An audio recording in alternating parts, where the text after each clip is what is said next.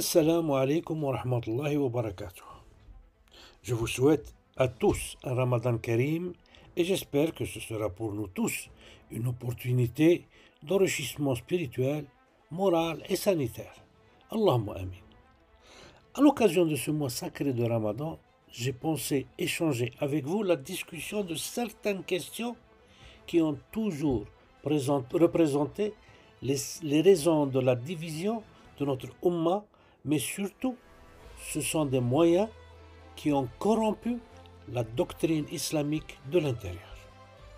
Nous sommes dans le troisième millénaire, le millénaire de l'intellect et de la communication sur Internet, qui nous a à tous permis d'accéder à la connaissance, d'accéder, dirais-je, facilement à la connaissance.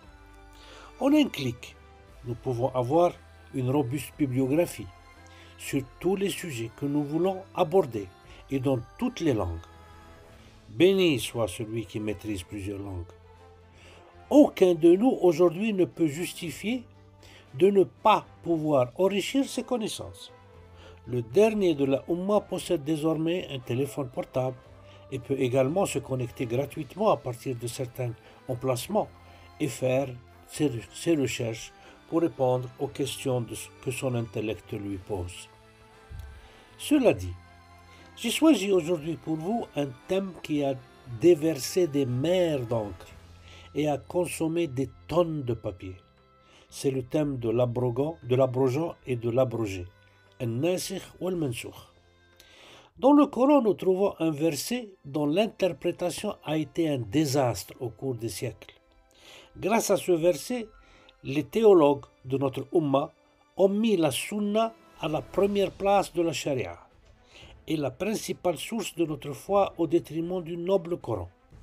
En effet, Cheikh Al-Azhar avait déclaré récemment que la Sunna représente les 3/4 de notre dîn, c'est-à-dire de notre religion, et le Coran ne représenterait que le 1/4 restant.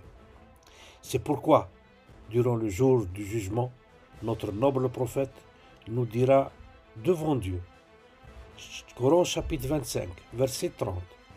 Et le messager dira, Seigneur, mon peuple a laissé ce Coran dans l'abandon. وقال الرسول يا ربي إن قوم اتخذوا هذا القرآن مهجورا.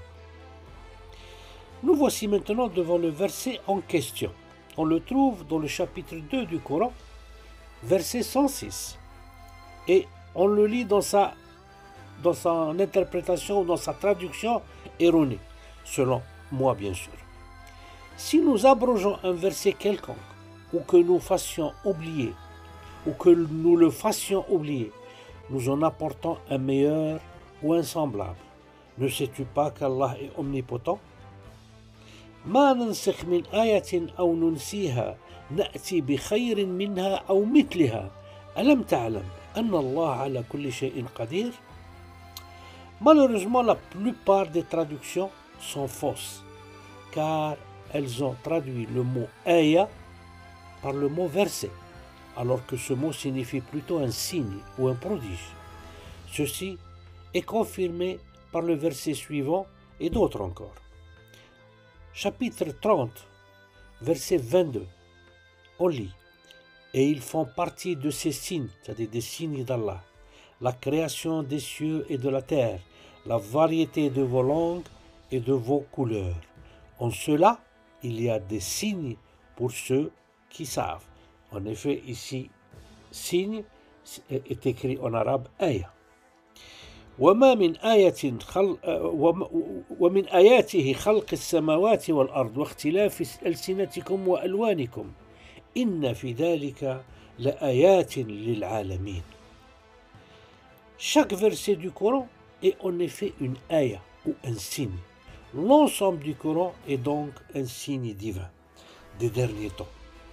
Par contre, le verbe nasakha, yansukhu, a été traduit avec le verbe abroger, lorsque sa signification en arabe est copiée, transcrire, et pas abrogée et donc supprimée, mais plutôt conserver, copier, transcrire, dupliquer.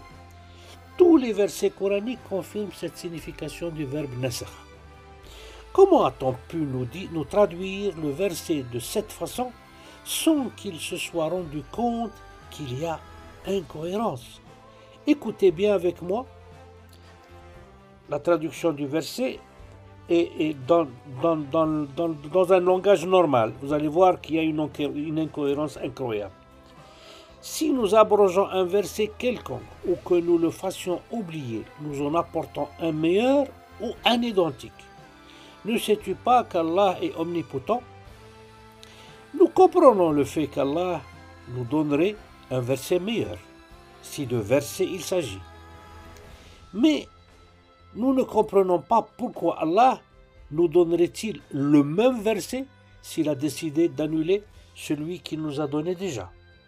Quelle serait l'utilité de sa décision et si les commandements resteraient les mêmes? Ceci démontre qu'il y a incohérence dans cette traduction. Dans le verset de Sourate Al-Jathiyah, l'agenouillé, ou le chapitre 45 du Coran, au verset 29, nous lisons: Voici votre compte rendu de vos faits qui révèlent la vérité sur vous. Oui, nous avons enregistré tout ce que vous avez fait. Ce verset contient le verbe nastansikhu, qui dans le verset signifie enregistrer tout ce que nous avons fait. هذا كتابنا ينطق عليكم بالحق إن كنا نستنسخ ما كنتم تعملون. Pourquoi alors ont-ils mal traduit le même verbe dans l'autre verset en lui donnant le sens d'effacer ou d'abroger ou d'annuler? La réponse est simple. Ils l'ont fait car influencés par la tradition. Et donc face à certaines contradictions, ils n'utilisent pas l'intellect, mais démontrent clairement que ces derniers sont hypnotisés par la tradition.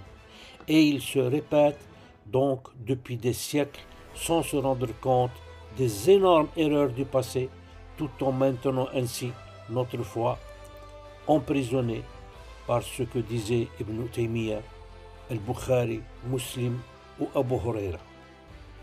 Je crois plutôt que ces erreurs d'interprétation ont été écrites sciemment par des faussaires intentionnés à corrompre l'islam de son intérieur. Et alors, ils ont attribué aux théologues de l'islam traditionnel ces fausses interprétations afin de les rendre crédibles et incontestables auprès des croyants. Quelle serait alors la véritable interprétation du verset sur l'abrogeant et l'abrogé, al-nasikh al-mansoukh?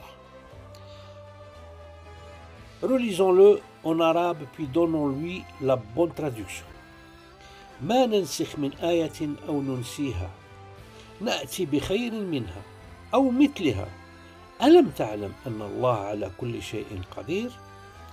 De même que les peuples de Moïse et de Jésus avaient demandé des signes prouvant qu'ils étaient des hommes de Dieu, ils l'ont fait aussi avec le prophète Mohammed sallallahu alayhi wa sallam, qui est venu avec un livre abrogeant des commandements ou donnant la vraie histoire sur certains prophètes. Les Juifs et les chrétiens de Médine demandaient des signes pour croire au message du prophète Mohammed sallallahu alayhi wa sallam. Et ils ont demandé des signes comme ceux des prophètes précédents, c'est-à-dire des signes surnaturels que des hommes ne pouvaient pas faire. Alors, Allah a fait descendre ce verset dans son Coran qui dit dans sa vraie traduction en français ceci. Chapitre 2, verset 106. Si nous reproduisons un signe quelconque ou que nous le fassions oublier, nous en apportons un meilleur ou un semblable. Ne sais-tu pas qu'Allah est omnipotent? Avec la venue de Mohammed sallallahu alayhi wa sallam, Allah nous a donné un nouveau signe, dont les prodiges ne cesseront jamais jusqu'au jour de la résurrection. Ce signe est le contenu du Coran qui, plus la science évolue, et plus nous avons la certitude qu'il est d'origine divine. Comme vous avez pu le voir alors, le vrai sens du verset n'a rien à voir avec ce qu'ils nous vendent depuis 14 siècles. En effet, les dommages que la mauvaise interprétation de ce verset a causé à notre Ummah et donc à notre religion sont énormes et sont la cause de notre sous-développement culturel, économique et social. À cause de cette mauvaise interprétation préméditée du verset en question, le grand cheikh Al-Azhar a osé dire devant le monde entier et devant toutes les personnalités politiques et culturelles de l'Égypte que le Coran ne représente qu'un quart de notre religion et que les 3/4 appartiennent à la Sunna qui a été constituée sur la base de nombreux faux hadiths qui ont été légitimés grâce à la fausse interprétation du verset sur l'abrogé et l'abrogeant, qui considérait que de nombreux versets du Coran n'étaient plus à prendre en considération parce que abrogés par d'autres versets ou par des hadiths. Et pourtant, écoutons le Cheikh Al-Azhar dire cela, et puis nous passons à la suite. ومنهم من كان ولاؤه للاستعمار، ومنهم من أداه اجتهاده إلى إنكار الأحاديث النبوية ما كان منها متواترا وما كان غير متواتر، وأن السنة ليست لها أي قيمة تشريعية في الإسلام، وأن القرآن وحده هو مصدر التشريع ولا مصدر سواه، ضاربا عرض الحائط بما أجمع عليه المسلمون من ضرورة بقاء السنة إلى جوار القرآن جنبا إلى جنب، وإلا ضاع 3/4 الدين، وأن سلخ القرآن عن السنة يضعه في مهب الريح ويفتح عليه أبواب العبث بآياته وأحكامه وتشريعاته. Et pourtant, Cheikh Al-Azhar, le Coran nous dit sans ambiguïté ce qui suit. Premièrement, il n'y a pas d'autre hadith autre que la parole d'Allah. Ainsi dit le Coran, chapitre 45, verset 6. Voici les versets d'Allah que nous vous récitons en toute vérité. En quel hadith et en quel signe pourront-ils croire en plus de ceux d'Allah? تلك آيات الله نتلوها عليك بالحق فبأي حديث بعد الله وآياته يؤمنون. Deuxièmement, Allah nous a assuré que tout ce qu'il voulait nous dire et de nous commander est dans le Coran. Chapitre 6 du Coran, verset 38. Nulle bête marchant sur terre, nul oiseau volant de ses ailes, qui ne soit comme vous en communauté. Nous n'avons rien omis d'écrire dans le Coran, puis vers leur Seigneur qu'ils seront ramenés. وَمَا مِن دَبَّةٍ فِي الْأَرْضِ وَلَا طَائِرٍ يَطِيرُ بِجَنَاحَيْهِ إِلَّا أُمَمٌ أَمْثَالُكُمْ مَا فَرَّطْنَا فِي الْكِتَابِ مِنْ شَيْءٍ ثُمَّ إِلَى رَبِّهِمْ يُحْشَرُونَ. Troisièmement, encore un autre verset qui nous dit que le Coran est une explication de toutes choses. Coran, chapitre 16, verset 89. Et nous avons fait descendre sur toi le livre comme un exposé explicite de toutes choses, ainsi qu'un guide, une grâce et une bonne annonce aux musulmans. وَنَزَّلْنَا عَلَيْكَ الْكِتَابَ تِبْيَانًا لِكُلِّ شَيْءٍ وَهُدًى وَرَحْمَةً وَبُشْرَى لِلْمُسْلِمِينَ. Quatrièmement, il y a un hadith sur Aïcha radiyallahu anha qui, interrogée sur ce qu'était le prophète selon elle, a répondu: c'était un Coran qui marchait sur ses pieds. Pourquoi aurions-nous besoin de hadith pour légiférer alors qu'Allah nous a dit que tout est dans le Coran? L'exégèse du verset discuté ici, soit celui de l'abrogeant et de l'abrogé, a servi à ceux qui voulaient imposer des lois aux croyants. Ils ont, avec leur mensonge sur Allah, servit leur désir sanguinaire et leur avidité de pouvoir. En effet, tous les versets sur la paix, la fraternité humaine, la tolérance ont été abrogés, selon eux, par le verset de l'épée, soit celui qui autorise les croyants à se défendre contre toute agression, mais sans devenir des agresseurs. Coran chapitre 2, verset 190. Combattez dans le sentier d'Allah ceux qui vous combattent, et ne transgressez pas. Certes, Allah n'aime pas les transgresseurs. وقاتلوا في سبيل الله الذين يقاتلونكم ولا تعتدوا إن الله لا يحب المعتدين.